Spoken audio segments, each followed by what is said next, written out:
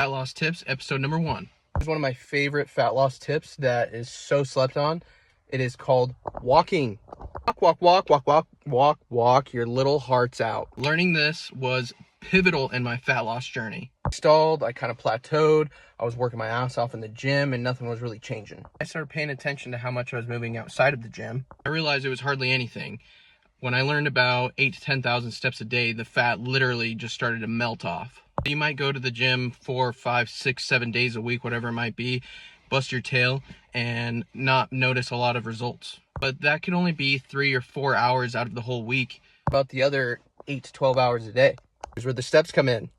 The average American walks about 3 to 4,000 steps a day, which is horrendous. I'll give you a little reference, depending on a couple factors, but how tall you are, what your stride is. Mile is roughly 2,000 steps. 10,000 steps a day, about 5 miles. Why is this important for fat loss goals?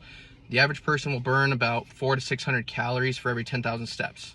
So in theory, if you're to keep your maintenance calories at 3,000 calories, weight's not going up or down, add those additional 10,000 steps, an additional 500 to 600 calories a day that you'll be burning. And we also know that roughly 3,500 calories is about 1 pound of fat.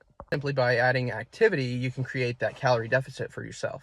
Here you can do one of two things. You can add more activity or cut down your calories. Me personally, I would rather add more activity than cut my calories because I'm a former fat kid. I personally try to shoot for 15 to 20,000 steps a day to get those extra additional calories to be burned off. How can you implement this?